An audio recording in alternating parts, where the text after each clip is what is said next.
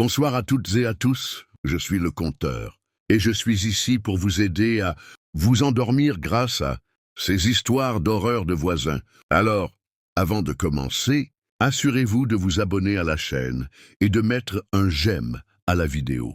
J'aimerais beaucoup savoir d'où vous venez et à quelle heure vous regardez ceci.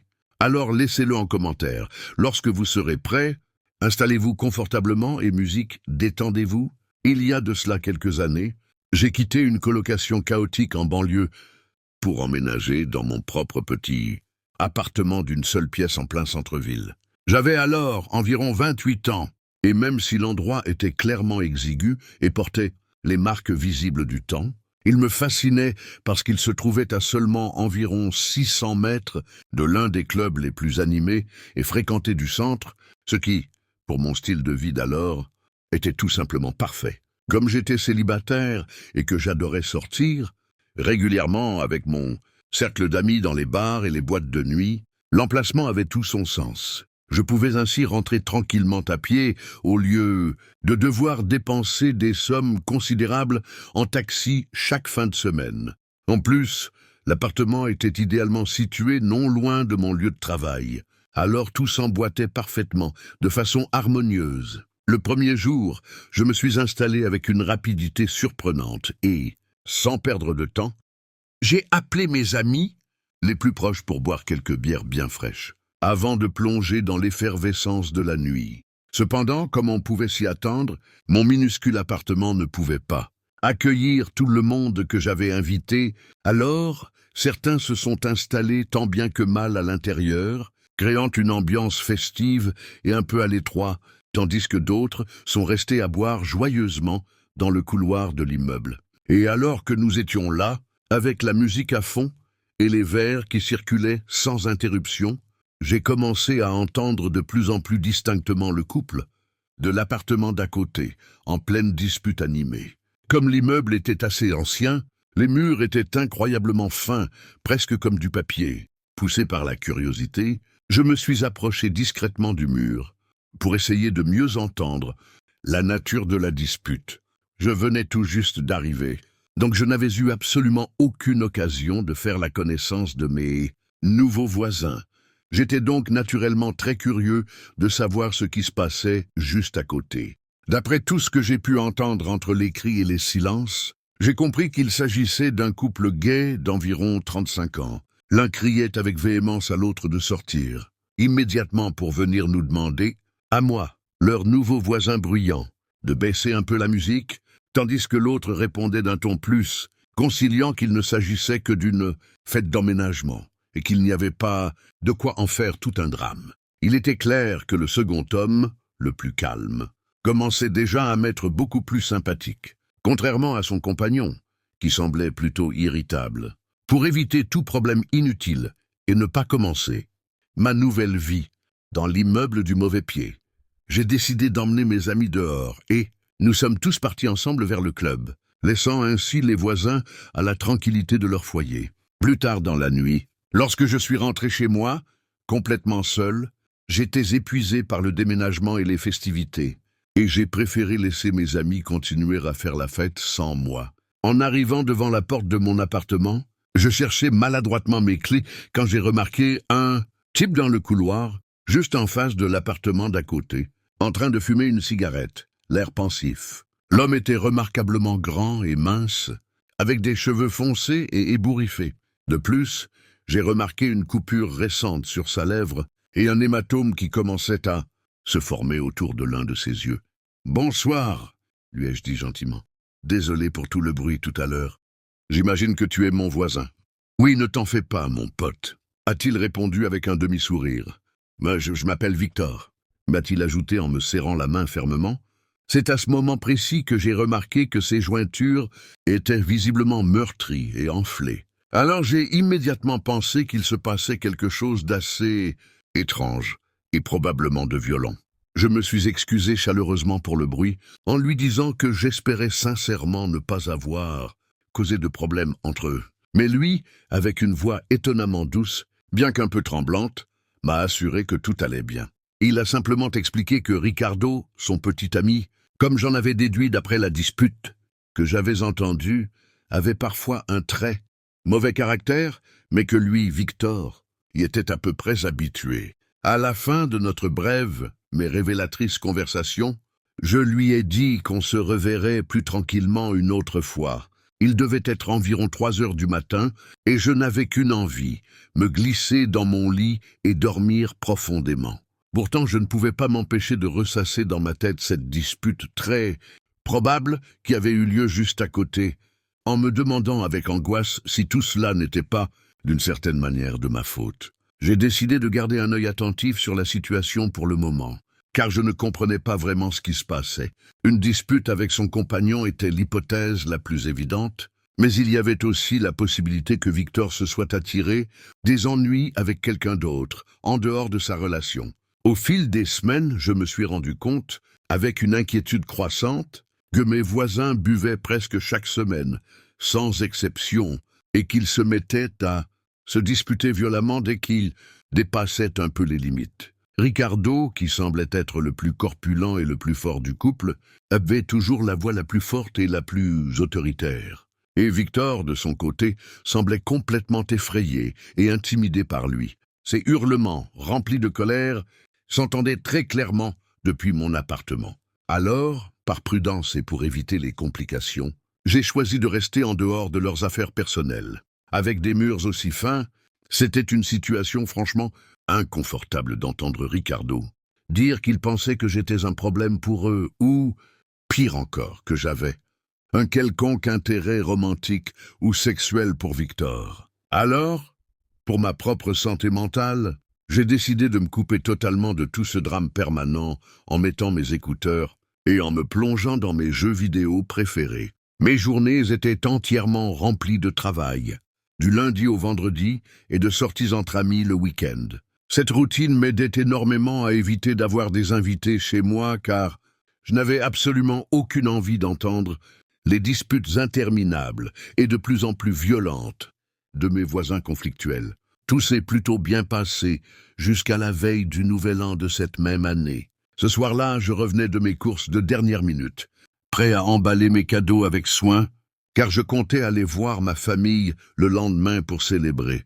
Mais lorsque je suis arrivé devant l'immeuble, j'ai vu 2 voitures de police garées dehors, gyrophares allumés, et Alina, une jeune femme d'origine asiatique qui vivait à l'étage au-dessus, en train de crier de manière désespérée et inconsolable. Cela m'a naturellement alarmé et je me suis précipité vers elle pour lui demander ce qui se passait, mais elle n'a pu me répondre. Entre 2 sanglots que c'était, quelque chose de très triste, tout en continuant à pleurer sans pouvoir se calmer. En m'approchant prudemment de la scène, j'ai vu 3 agents de police essayer de maîtriser quelqu'un avec beaucoup de difficultés. L'uniforme de l'un des policiers était visiblement taché de sang et, au milieu de tout ce tumulte et de cette confusion, j'ai vu Victor entièrement couvert de sang, avec une blessure effroyable à la mâchoire, comme s'il avait été coupé par un objet tranchant et massif. On tentait de le relever du sol avec difficulté et, en regardant de plus près avec horreur, j'ai vu qu'il avait une entaille incroyablement profonde à la joue, béante de façon grotesque pendant qu'il se débattait violemment contre les agents, tout en s'excusant entre des sanglots étouffés et des hurlements de douleur. Tandis que j'essayais de digérer cette scène dantesque, je me suis tourné de nouveau vers Lina pour tenter de la consoler, car elle était en proie à une crise de larmes incontrôlable. C'est à ce moment précis que la voix reconnaissable, entre mille, de Ricardo a résonné avec rage, hurlant des choses absolument atroces à Victor. Comme « Tue-toi une bonne fois pour toutes, pauvre raté ». Cette phrase m'a glacé le sang. J'ai immédiatement décidé qu'il valait mieux nous éloigner, Lina et moi, de toute cette folie et de ce danger imminent. Mais elle insistait avec véhémence pour rester là, répétant encore et encore qu'elle allait bien. Pourtant, je ne pouvais tout simplement pas rester là à regarder ce désastre humain. J'ai commencé à chercher Ricardo du regard, analysant la situation, hanté par l'idée qu'il pourrait exploser de rage d'un instant à l'autre, alors que 2 policiers luttaient de toute leur force pour maîtriser un Victor complètement hors de lui, qui suppliait à grands cris qu'on le laisse partir. Cependant, je ne voyais Ricardo nulle part. Alors j'ai jugé plus sensé et plus prudent de retourner à mon appartement et d'en verrouiller la porte. Mais juste au moment où je me retournais pour partir, un frisson glacial m'a parcouru l'échine lorsque j'ai entendu, derrière moi, la voix sinistre de Ricardo me demander « Tu vas où ?» Espèce de con. Je me suis immédiatement retourné pour le regarder, et mon esprit n'arrivait tout simplement pas à comprendre ce que mes yeux voyaient. Ces paroles menaçantes venaient de Victor, mais c'était, sans l'ombre d'un doute, la voix puissante et agressive de Ricardo. C'est alors que la vérité crue et glaçante m'a frappé de plein fouet, avec la violence d'un train lancé à toute allure. Et je ne saurais même pas décrire l'effroi viscéral et écrasant que j'ai ressenti en réalisant, avec une clarté terrifiante, que Victor et Ricardo étaient en réalité une seule, et même personne. Cela signifiait que toutes ces disputes, ces hurlements assourdissants, toute cette violence et cette folie déchaînée provenaient d'un seul homme, profondément perturbé, enfermé dans son petit appartement sombre. Cette révélation m'a plongé dans un état de choc intense, presque paralysé, tandis que mon esprit luttait pour intégrer la bizarrerie absolue de cette réalité. Jamais, au grand jamais, je n'avais été témoin ni même imaginé quoi que ce soit d'approchant. Plus tard dans la journée, Lina, encore profondément bouleversée, m'a confié que ce n'était pas la première fois que Victor vivait une telle crise, et que la police était déjà intervenue chez lui à de nombreuses reprises auparavant. Elle m'a expliqué en détail que Victor avait passé un certain temps dans un hôpital psychiatrique il y a quelques mois à peine, mais qu'en réalité, il entrait et sortait de ce genre d'établissement de façon intermittente depuis plusieurs années déjà. Elle m'a aussi raconté, pour mon léger soulagement, que Victor ne s'était fait du mal qu'à lui-même jusqu'à présent et qu'il n'avait jamais agressé physiquement une autre personne. Apparemment, chaque fois que Ricardo devenait agressif envers quelqu'un d'autre, Victor surgissait d'une manière ou d'une autre pour l'en empêcher. Et il retournait alors toute sa fureur et son agressivité contre lui-même, contre son propre corps. Lorsque j'ai appris tous ces détails sur sa situation à la fois complexe et tragique, je n'ai pas pu m'empêcher de ressentir une peine profonde et sincère pour Victor. Il me semblait vraiment terrible et déchirant d'imaginer ce que cela pouvait être que d'être la victime constante de soi-même, prisonnier des tourments de son propre esprit. J'ai déménagé de cet immeuble peu de temps après cet incident, et d'après ce que j'ai su, Victor n'est jamais revenu dans son appartement, ce qui m'a amené à supposer qu'il était toujours hospitalisé.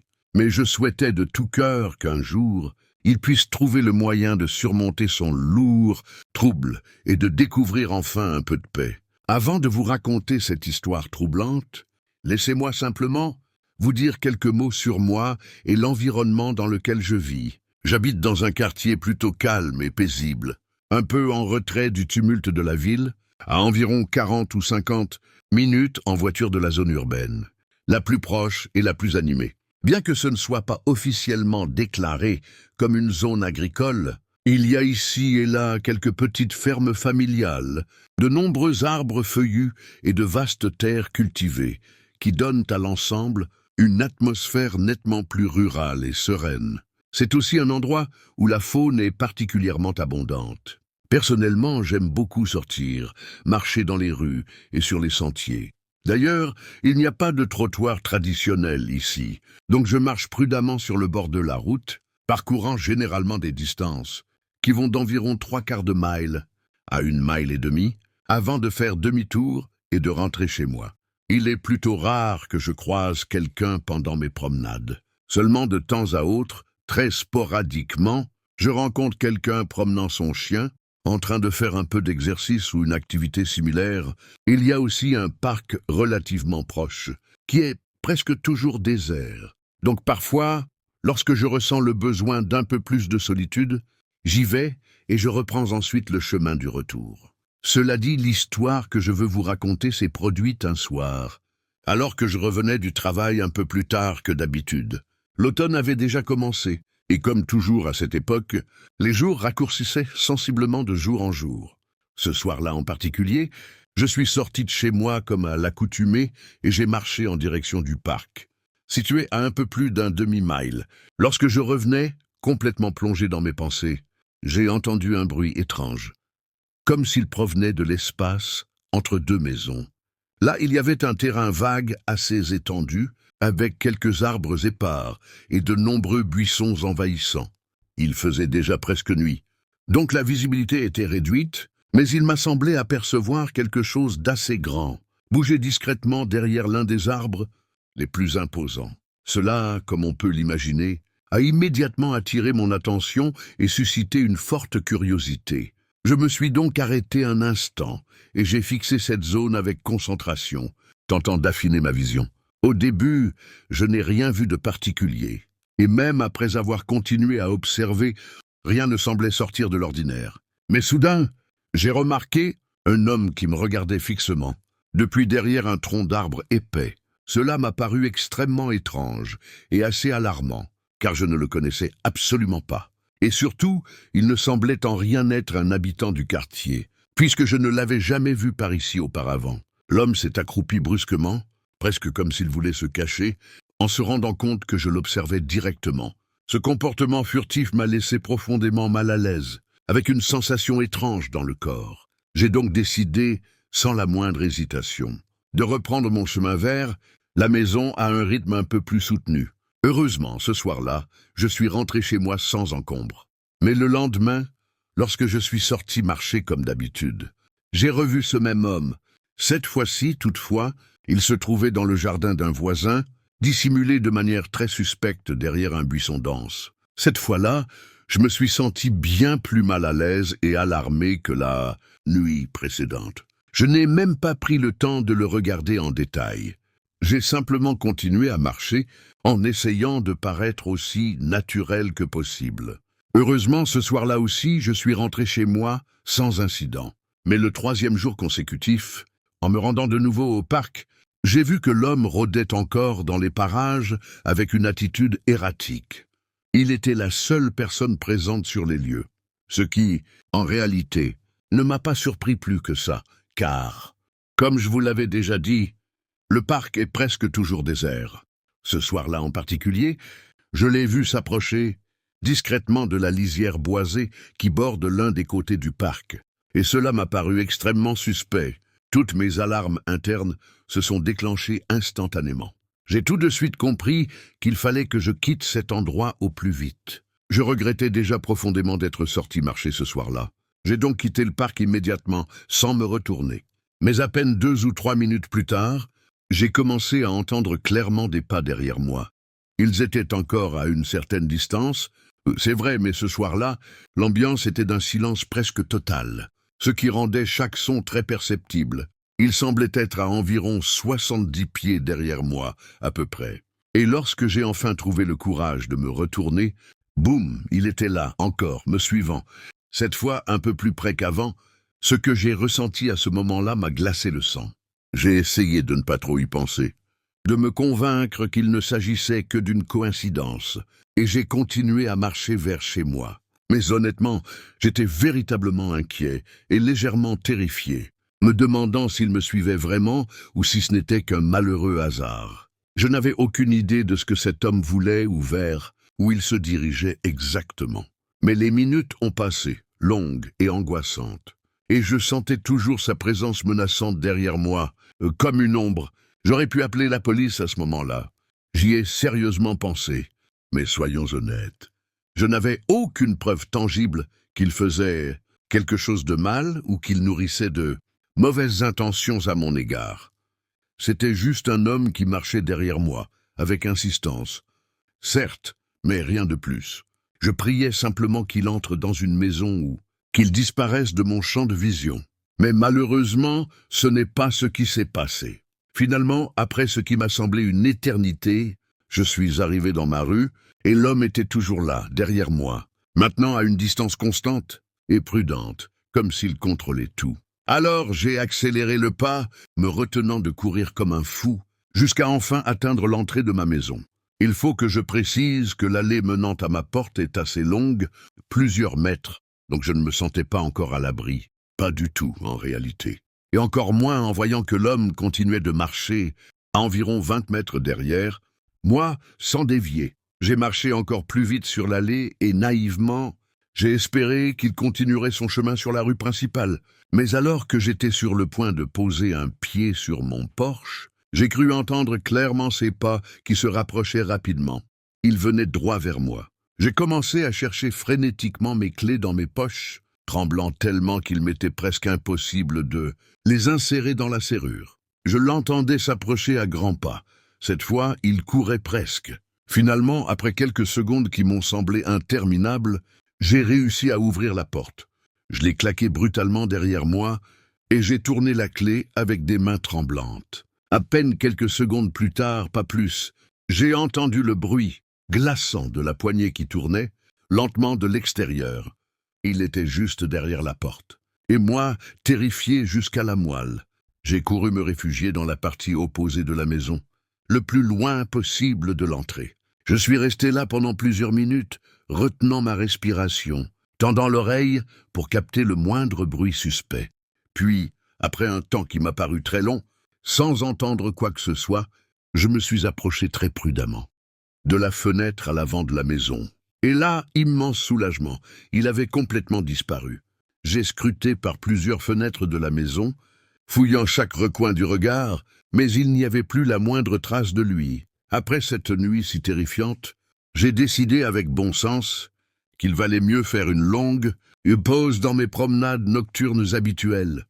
Je ne savais pas qui était ce type, ni ce qu'il me voulait, mais heureusement, je ne l'ai plus jamais revu depuis. Cependant, quelques jours après cette rencontre dérangeante et glaçante, une série de cambriolages a été signalée dans plusieurs maisons du quartier. Et même si je n'avais aucune preuve concrète, j'étais presque absolument convaincu que ce mystérieux et sinistre individu y était pour quelque chose.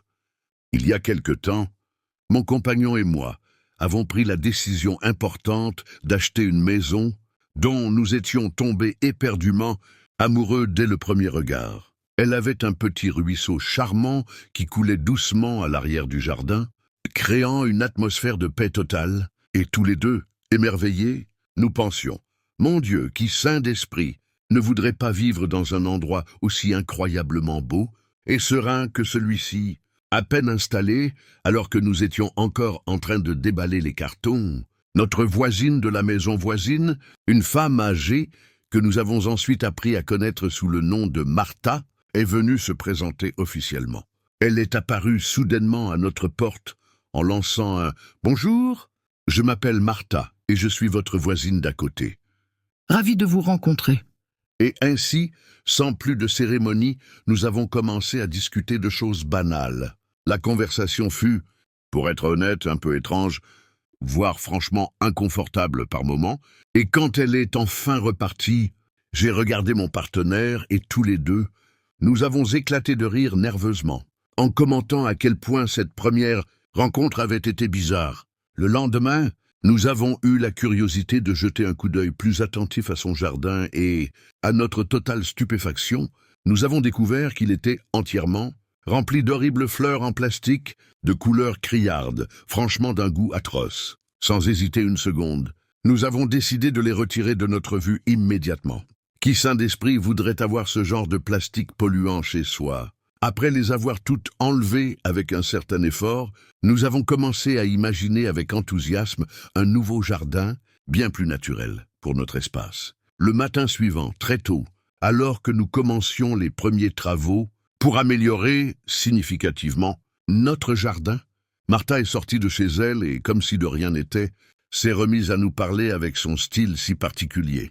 Elle avait une manière très spéciale, très subtile, de poser des questions qui vous faisaient forcément réfléchir à ce que vous veniez de dire. Ce que je veux dire, c'est qu'elle était incroyablement douée pour obtenir des informations personnelles de façon si discrète et rusée que, sans m'en rendre compte, je lui avais déjà confié une foule de détails intimes sur ma vie.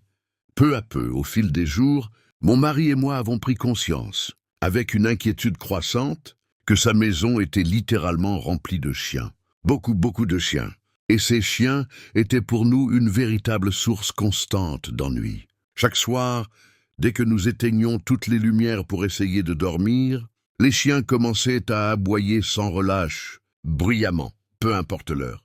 Après un certain temps à supporter cette situation, Nous avons fini par comprendre, avec amertume, que l'amabilité apparente de Martha avait un but caché et profondément égoïste. Ce qu'elle voulait vraiment, c'était gagner notre amitié pour que nous ne déposions jamais de plainte officielle concernant le vacarme infernal de ces chiens. Un jour donc, avec toute la gentillesse et la diplomatie dont j'étais capable, je lui ai demandé poliment, si elle pouvait, s'il vous plaît, garder ces chiens un peu plus loin de notre fenêtre, surtout pendant la nuit. Mais elle s'est contentée de me sourire d'une manière étrange et énigmatique, et puis m'a répondu sèchement qu'elle ne ferait absolument rien de tout cela. Ensuite, elle s'est brusquement retournée et est partie, me laissant littéralement avec les mots dans la bouche. À partir de ce jour précis, les aboiements sont devenus encore pires. Si cela était possible, et elle a commencé à franchir certaines limites de voisinage qu'elle n'avait jusque-là jamais osé dépasser. Par moments, c'était comme si elle pénétrait discrètement dans notre jardin pour y prendre, sans aucune autorisation, mes outils de jardinage, que je retrouvais ensuite dans des endroits complètement absurdes. J'ai aussi commencé à remarquer, avec inquiétude, que toutes les fleurs magnifiques que je plantais avec tant de soin se fanaient soudainement et mouraient sans raison apparente. Et même si je ne l'ai jamais vue la main dans le sac, je savais au fond de moi, avec une certitude troublante, qu'elle était derrière tout cela. Ce qui me paraissait profondément malsain et inquiétant, Martha semblait surveiller chacun de mes faits et gestes, et je commençais sérieusement à ressentir qu'elle me harcelait délibérément. Mais le plus étrange dans tout ça, c'est que son comportement ne semblait déranger en rien mon mari. Lorsque je lui ai enfin raconté, angoissé, tout ce qui se passait et comment je me sentais, il ne m'a pas cru tout de suite. En fait, il a pensé que j'exagérais un peu et qu'il valait mieux que je me calme et que je relativise. Mais un jour, il est rentré à la maison sans sa voiture, pensant qu'il serait seul et tranquille. Et là, il a entendu quelqu'un frapper de manière insistante à la porte. En l'ouvrant, il a découvert un sac rempli d'excréments de chiens juste sur le pas de notre maison. C'est à ce moment précis, aussi grotesque que révélateur, qu'il a enfin compris que je n'exagérais absolument rien, et que cette femme était réellement une personne inquiétante et malveillante. Peu après cet incident, nous avons fait la connaissance d'une autre voisine qui habitait de l'autre côté de notre propriété. Et lorsque nous lui avons demandé, avec précaution, ce qu'elle savait de Martha, elle s'est mise à nous raconter une multitude d'histoires horribles sur la manière dont Martha harcelait et tourmentait les autres voisins du quartier depuis de très nombreuses années, au point que plusieurs d'entre eux avaient fini par déménager pour lui échapper, y compris, à notre grande surprise, l'ancien propriétaire de notre propre maison. C'était complètement insensé. Nous avions l'impression d'être piégés dans un véritable cauchemar de voisinage, sans échappatoire. Alors, après mûre réflexion, nous avons décidé que la meilleure chose à faire, la plus raisonnable, était de contacter la police de contrôle des animaux et de déposer une plainte formelle uniquement pour les nuisances sonores causées par les chiens à notre fenêtre, puisque pour le reste de ces méfaits, nous n'avions malheureusement aucune preuve tangible. Ils nous ont gentiment demandé de tenir un registre précis des aboiements, et après un temps considérable, à noter chaque détail. Nous sommes arrivés à la conclusion effrayante que les chiens aboyaient entre 55 et 65 heures par semaine. Un chiffre tout simplement astronomique. Vous pouvez facilement imaginer à quel point cela devenait désespérant et insupportable de vivre ainsi. Après plusieurs semaines de suivi minutieux et de nuits sans sommeil, j'étais littéralement à bout. Lorsque nous avons enfin remis toutes les preuves aux autorités, la police s'est rendue chez Martha et lui a adressé un avertissement sévère et officiel. Comme on pouvait s'y attendre, elle n'a pas du tout bien réagi à cet avertissement officiel et, en conséquence directe, les choses ont empiré de manière dramatique entre nous. Quelques semaines plus tard, elle a décidé de se venger, en appelant le 911.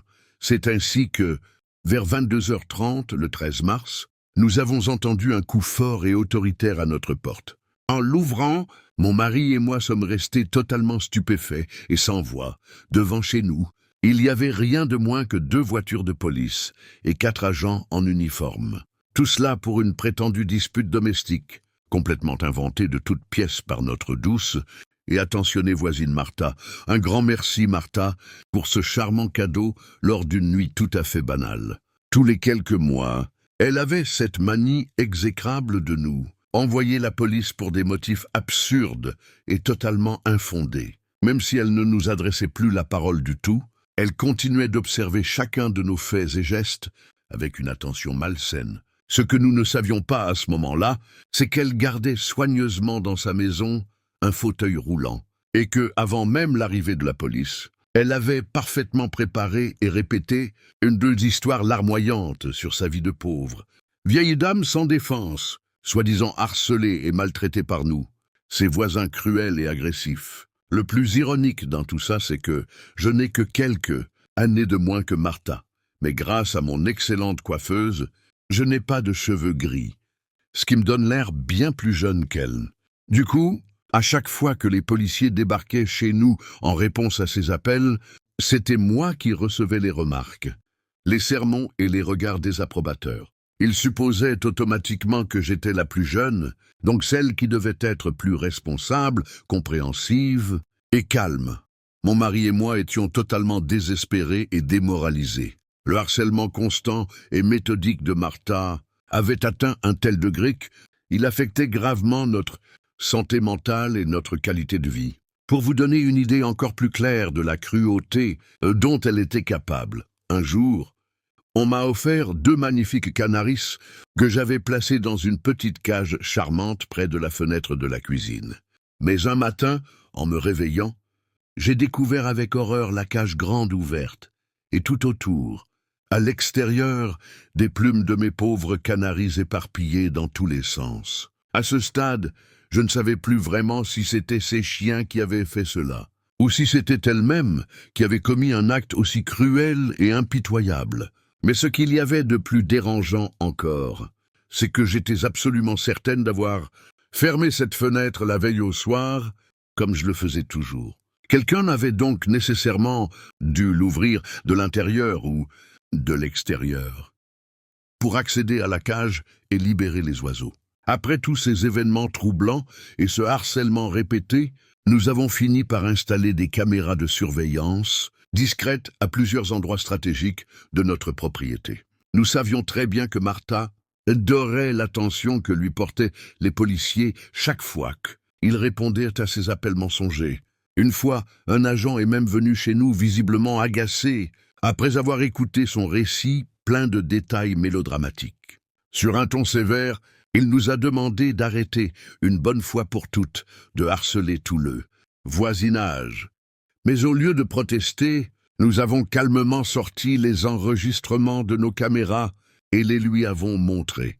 Et là, il est resté littéralement bouche bée, sans pouvoir prononcer un mot. Sur les enregistrements, il n'y avait pas la moindre trace du fauteuil roulant qu'elle prétendait utiliser. Et chacune des choses que Martha affirmait que je lui avais faites, c'était en réalité elle-même qui nous les avait infligées. Juste un jour après l'installation des caméras, il y a même eu un moment terrifiant où elle a tenté délibérément de me renverser avec sa voiture alors que je me promenais calmement dans la rue. Et elle n'était pas seule dans ses agressions. Une de ses amies, tout aussi dérangée, avait essayé de faire exactement la même chose une autre fois. Les deux ont été filmés très clairement, en pleine action. Je n'ai même pas eu besoin d'appeler le 911 dans ce cas-là, car, fidèle à son habitude, c'est Martha qui s'en est chargée en premier, remplissant l'appel d'urgence d'accusations fausses et de mensonges grotesques. À mon sujet, l'agent venu sur place n'en revenait pas de ce qu'il voyait dans les vidéos que nous lui avons montrées. Mais ce n'est pas tout. Il y avait aussi ces jours où elle garait sa voiture juste en face de notre maison et restait là des heures entières à nous observer fixement, prenant des photos et filmant l'intérieur de notre domicile, violant notre intimité de la façon la plus insolente possible. Elle n'a répété ce comportement qu'une seule autre fois, après que nous l'avons confrontée à ce sujet, car lorsqu'elle a appris que nous l'avions filmée en flagrant délit et qu'elle a reçu un nouvel avertissement, sévère de la part de la police, elle a enfin compris que les images que nous détenions étaient bien plus accablantes qu'elle ne le pensait. Après cet incident, son comportement hostile s'est un peu calmé et, à notre grand soulagement, tout est resté relativement paisible pendant environ 10 mois. Mais un soir, alors que nous ne nous y attendions plus du tout a de nouveau basculé. Un grand fracas a soudainement retenti et toute la maison a tremblé. Nous avons aussitôt regardé par la fenêtre de notre chambre et aperçu 2 voitures inconnues garées devant, chez Martha. Nous avons aussi remarqué que quelque chose d'étrange se passait dans notre propre jardin. Au lieu de sortir précipitamment, comme nous aurions pu le faire, nous avons décidé, comme à notre habitude, de consulter d'abord les images de nos caméras de sécurité. Et ce que nous avons vu nous a glacé le sang. Le fils de Martha, un jeune homme qui semblait lui aussi déséquilibré, avait lancé avec force un objet en direction de notre maison, visant précisément la fenêtre de notre chambre, et qui par un étrange hasard était ouverte ce soir-là. Par chance, l'objet n'est pas entré. Il a violemment rebondi contre le mur extérieur et est tombé dans le jardin, provoquant une petite explosion qui a brûlé une partie considérable de notre magnifique rosier. C'est cette explosion qui avait fait trembler toute la structure de la maison. Nous avons immédiatement appelé la police. Mais comme, par miracle, il n'y avait eu aucun blessé et que les dégâts matériels étaient relativement mineurs. Quelques plantes brûlées et une bonne frayeur. Les agents ne se sont même pas donné la peine de rédiger un rapport officiel. Oui, je sais, c'est révoltant et profondément frustrant. À ce stade, mon mari et moi étions au bord de la rupture. Trop de stress, trop de fatigue, trop de peur accumulée. Et comme il devenait évident que la violence montait d'un cran, nous avons finalement décidé d'appeler un agent immobilier. En moins de 2 semaines, incroyablement vite, nous avions déjà déménagé. C'était, sans aucun doute, la meilleure décision que nous ayons jamais prise pour notre santé mentale et notre sécurité, et grâce à Dieu, nous n'avons plus jamais revu cette psychopathe de Martha, ni sa famille, tout aussi dérangée. C'était l'automne de l'année 2002. Je venais tout juste de fêter mes 16 ans quand ma famille a pris une décision importante, celle de déménager dans un petit village pittoresque, niché au cœur des montagnes de la Virginie occidentale. Peu de temps après notre installation, je suis devenu très ami avec un garçon de mon âge qui habitait non loin de chez nous. Il s'appelait Léo. Un soir, juste avant l'arrivée de l'hiver, alors que le froid commençait à se faire plus intense, Léo et moi explorions, avec la curiosité insouciante de 2 adolescents, la forêt dense qui encerclait le village. C'est là que nous avons découvert une rivière. Pas très grande ni très profonde, qui serpentait à travers une propriété voisine. Comme nous étions simplement 2 ados un peu désœuvrés dans un village minuscule, où il n'y avait pas grand-chose à faire, nous n'avons rien trouvé de plus excitant sur le moment que de sauter dans l'eau glacée et commencer à nager à contre-courant, tout en riant à plein poumon et en plaisantant, savourant pleinement notre petite aventure aquatique improvisée. Et ainsi tout a commencé. En ese instante, una corriente helada me recorrió la columna vertebral. Algo en su postura rígida y su silencio absoluto me pareció profundamente anormal. Lo llamé en voz baja, casi temiendo quebrar la quietud espesa que nos envolvía, pero Leo no respondió, ni siquiera pestañeó. Sus ojos estaban clavados entre los árboles, como si estuviera hipnotizado por algo que yo aún no podía ver. Fue entonces cuando me di cuenta de que todo el bosque parecía haberse detenido. No había viento, ni insectos, ni el murmullo del agua a nuestras espaldas. Solo un silencio opresivo absoluto, que parecía presionar desde todos los ángulos. Apreté con más fuerza la linterna entre mis dedos y giré, mi cabeza siguiendo la dirección exacta de su mirada. Y allí, al borde de la oscuridad profunda del bosque, justo más allá de donde alcanzaba la luz temblorosa de mi linterna, lo vi. Era una figura alta, inmóvil, demasiado delgada para ser humana. Sus proporciones eran extrañas, como si su cuerpo hubiese sido estirado por error. No se movía, pero yo podía sentir su presencia. Me observaba. No sé cómo lo supe. Simplemente lo supe. Como si algo antiguo, enterrado en lo más profundo de mi instinto, me gritara que aquello no estaba bien, que aquello no debía existir. Quise gritar, agarrar a Leo del brazo y salir corriendo, pero mis piernas no respondían. Era como si el frío del río me hubiera seguido hasta la piel, hasta los huesos, y me hubiese congelado por dentro. Leo finalmente parpadeó como saliendo de un trance, y en ese mismo segundo, la figura dio un paso hacia nosotros. No caminó, no se deslizó. Simplemente apareció un poco más cerca. Fue ahí cuando Leo, sin decir palabra, echó a correr en dirección contraria, adentrándose entre los árboles. Yo intenté seguirlo, pero tropecé con una raíz y caí al suelo. La linterna voló de mis manos y se apagó con un golpe seco. De pronto todo era oscuridad. Grité su nombre con desesperación, y en respuesta solo obtuve el eco lejano de mi propia voz. Y algo más.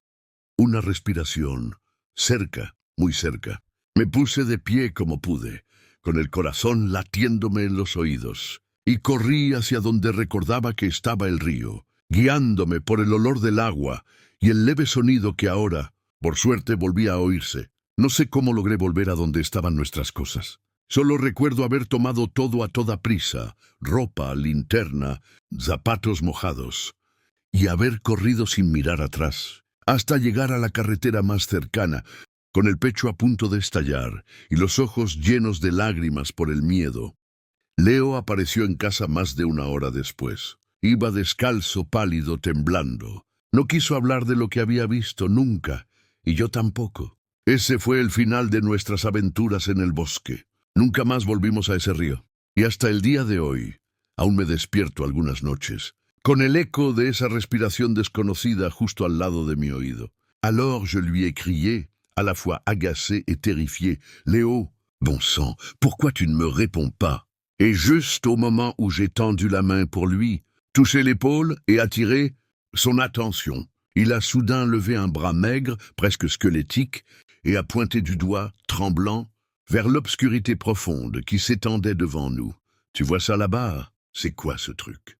Tu peux l'éclairer avec ta lampe, s'il te plaît ?» Sa voix était à peine audible, un souffle chargé de terreur pure. À cet instant précis, son visage était d'une pâleur surnaturelle, sous la lumière, blafarde de la lune.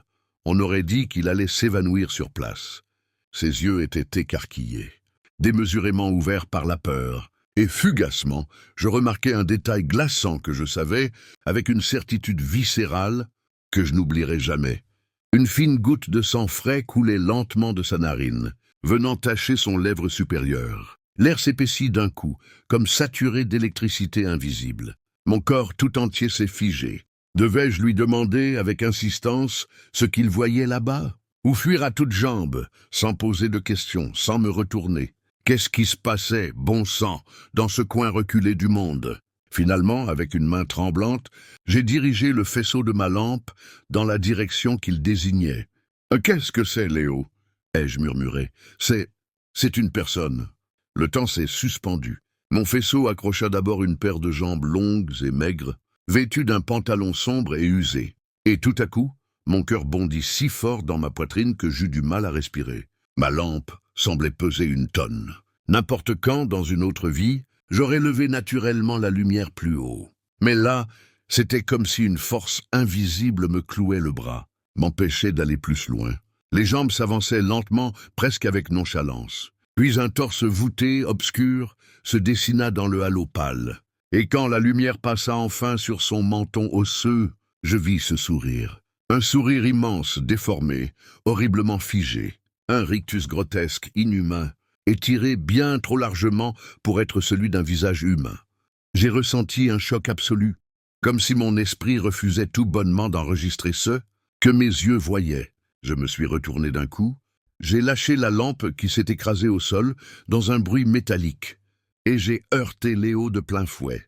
Nous avons tous les deux perdu l'équilibre et sommes tombés dans la boue, crampés, glissants, paniqués. « Cours, Léo! Cours pour ta vie !» ai-je hurlé, déchirant le silence de la forêt d'une voix étranglée. Et sans réfléchir une seule seconde, je me suis lancé à toute vitesse, en aval du cours d'eau, tâtonnant à travers les branches, glissant sur les pierres humides, cherchant désespérément le sentier par lequel nous étions venus. Je ne sais pas combien de fois je suis tombé. 6, 7, peut-être même 10. Chaque fois, je me relevais d'un bond, mon corps mu par l'instinct le plus primitif, la fuite. La lumière des étoiles, filtrée par les arbres, était tout ce que j'avais pour m'orienter. Au loin, j'apercevais enfin la lueur dorée de ma maison, familière et rassurante. Mais cette lumière semblait s'éloigner plus vite que je ne pouvais courir, comme si le monde lui-même se contractait pour m'empêcher d'atteindre la sécurité. Dans cette panique aveuglante, je ne pensais même plus à Léo. J'étais sûr qu'il courait juste derrière moi. J'entendais ses pas, ou du moins je croyais les entendre. Des branches cassées, des feuillages froissés, des éclaboussures derrière moi. J'ai franchi la porte du garage comme une rafale. J'ai déboulé dans la cuisine et j'ai crié, possédé par une terreur pure. Bordel! Quelqu'un! Aidez-moi! Mes bras et mon visage étaient couverts d'éraflures sanglantes. J'avais perdu une chaussure. Mes vêtements dégoulinaient de boue et de sueur froide.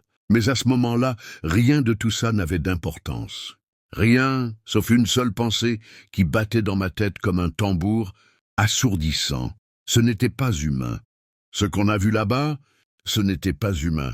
Je hurlais, désespéré, suppliant mes parents d'appeler immédiatement la police.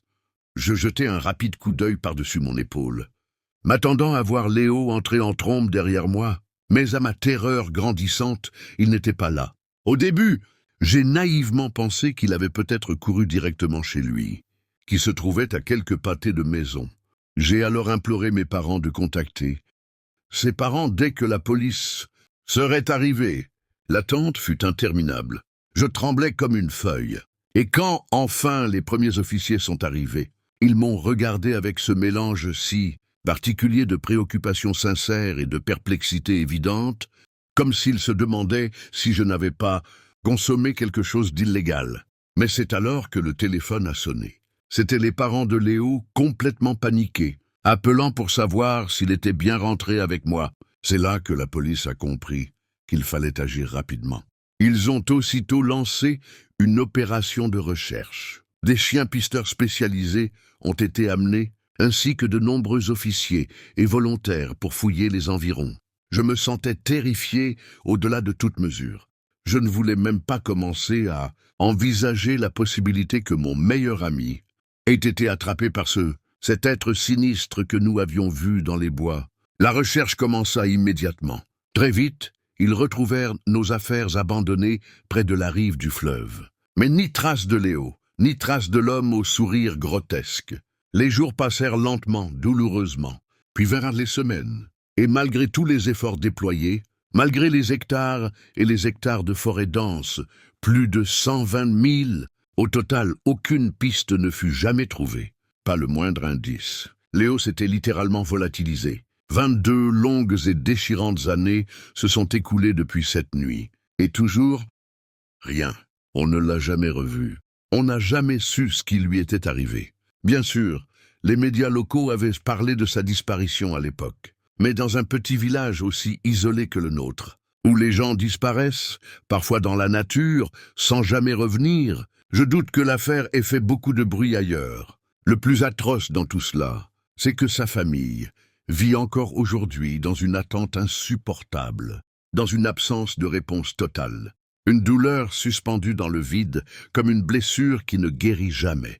Et moi, je vis avec une culpabilité qui me ronge chaque jour depuis cette nuit maudite. Je me demande sans cesse si je pourrais un jour me pardonner de ne pas m'être arrêté, ne serait-ce qu'un instant, pour m'assurer qu'il courait vraiment derrière moi, qu'il était sain et sauf. Je me souviens parfaitement du son de ses pas, ou de ce que je croyais être ses pas, résonnant juste derrière moi alors que je fuyais comme un fou.